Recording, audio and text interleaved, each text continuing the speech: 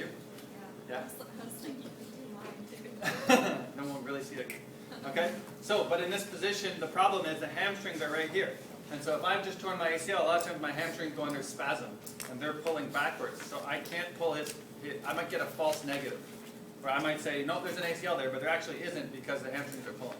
And so what they do instead is they do the Lachman test, where you put your knee straight and now the hamstrings can't help. And all you do is reach under the tibia like this and have your hand on top of the femur, and you push down here and up here. Okay, and that is the Lachman test to get rid of the influence of the hamstrings, which could give you a false negative. That make sense? Okay, so those are the ACL tests. The PCL test is the opposite of the anterior drawer. It's called the posterior drawer. Now instead of pulling, I just push. So I push backwards on the tibia. It shouldn't move. If it does, torn PCL. That make sense? The other two are for the MCL and the LCL. So if I stand here, have one hand on his femur there and one hand on the inside of his tibia, and I turn his knee like this, bend it a little further. I turn his knee like that. What force am I putting on him? What kind of a force? A valgus force, right? I'm trying to put him into a knock-knee position. Valgus force, MCL. Okay? And then I'd have to get around this way to do the opposite. Now I'm putting a varus force on him. Varus force, LCL. That make sense? Okay, everybody understand those tests? Yes. It might have been hard to see from the pictures and the things, so I just thought I'd go through. Everybody get those? Understand how to test for different ligaments? Okay, good. Next thing we're going to do is we're going to show you how two stretches. So if you look at your practical exam handout, it's going to be the knee flexor stretch and the knee extensor stretch. So which one's first there? Knee flexor. Knee flexor stretch. Okay, so we'll start with the knee flexor stretch. So you should lie down on the mat there. So if you pick the knee flexor stretch, you're going to have to tell me your knee flexors are what muscles? Hamstrings, which are semimembranosus, semitendinosus, and biceps femoris. We're going to stretch all those muscles in this particular exercise. And one of the best things I've ever seen in terms of understanding why you need to do certain things when stretching these muscles is basically right here I have two bands. One, this yellow one is very stretchy. It's not very stiff. Then I got this black band that's really stiff, right? And so this represents your hamstrings, right? They're tight, they're stiff, we want to stretch them. This represents your lower back, which isn't very tight and it can stretch pretty easily. Okay, so these things are linked through our pelvis, right?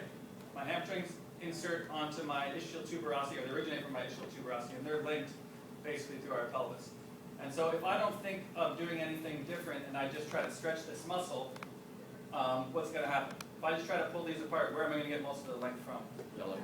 The yellow one, right? I'm going to get most of the length from the thing that's already loose, right? And I don't want to stretch it, I want to stretch this. So it's really important if I want to stretch this, that I stabilize this, and now I get some length through the thing that I'm actually trying to get length through. Okay? So that's really important, because if you think about it, if my hamstrings are tight, what do they do to my pelvis? What do my hamstrings do to my pelvis in terms of rotation? Anterior. Posterior. Posterior pelvic tilt.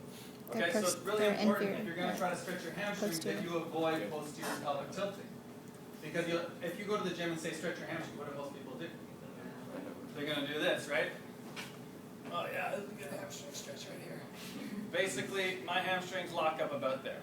That's all I got hamstring-wise. What's the rest of it coming from? Right? So I'm getting mobility from a place that I don't want it from, and not a lot of mobility from a place that I do want it from. So we need to make a good stretch that stabilizes the pelvis and the lumbar spine. And if you're going to stretch your hamstrings, you have to make sure to avoid putting them in a hypolordotic position. So they have to avoid that at all costs. So the first thing you're going to tell me is you're going to tell me my knee flexors are semimembranosus, semitendinosus, biceps femoris.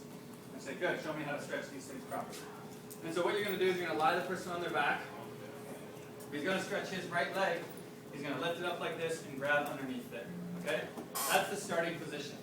You want to make sure you start them off in the starting position. Notice put in the picture the legs straight, right? And so I catch the people that weren't in class because they put the leg straight right away. You don't want to put the leg straight right away. You got to do something before that leg gets kicked straight. Okay? So you put them in this position. Then what you want to do is you're going to give them a cue. You're going to say, try to drive your heel through the ground. Try to drive your heel through the ground. And to do that, you need to activate your glute max on this side. So really activate the glute max on the opposite side and drive that heel through the ground. That's going to stabilize the lumbar spine and the pelvis. Once that lumbar spine and pelvis are stabilized, kick that leg straight.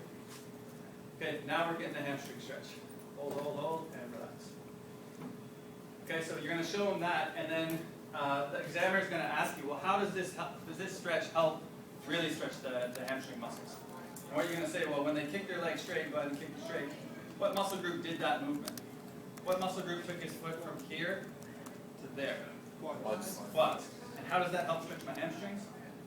2 words. Reciprocal inhibition. Okay? If I turn on my quads, what does my brain do to my hamstrings? Shuts them off, right? So if I'm turning my quads on, my brain shuts off my hamstrings. And if I shut off my hamstrings, I may be able to get more length out of that muscle than I normally would.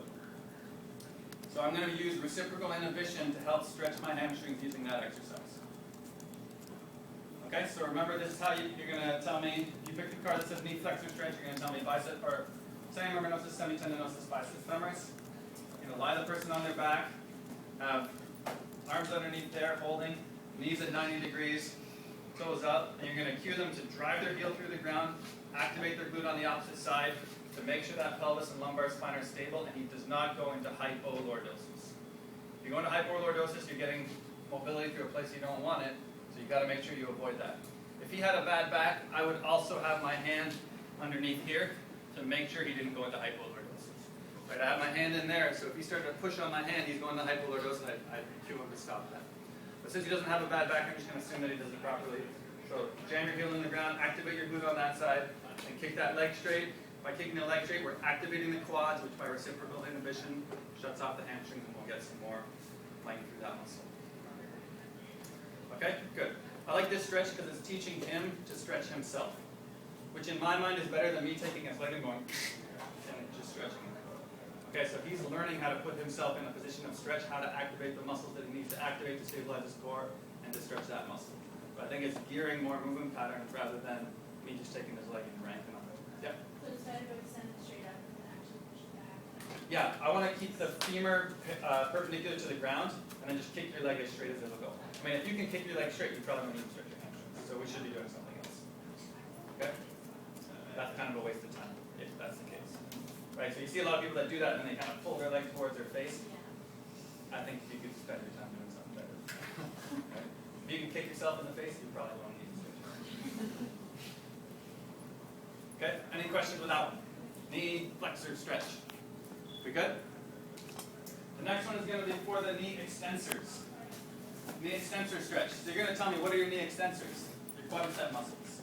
So you got to tell me your 4 quadricep muscles: rectus femoris, vastus lateralis, vastus medialis, and vastus intermedius. Those are your 4 quadricep muscles. After you tell me that, you're going to tell me, but this stretch is mainly geared towards the 2-joint rectus femoris muscle. And I'll prove to you why it's more of a 2-joint rectus femoris muscle stretch in a second. Okay, so once you said that, you're going to say, okay, subject.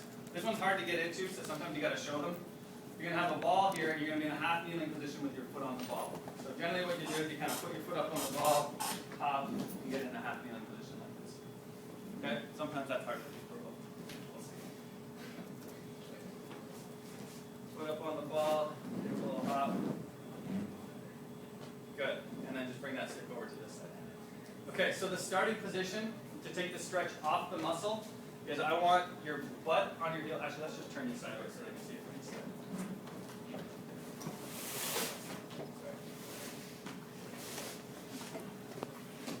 So the starting position, you want to start in a non-stretch position, just like in the hamstring stretch, right? This is going to be an active stretch, so in the hamstring stretch, we start not stretching the knee flex.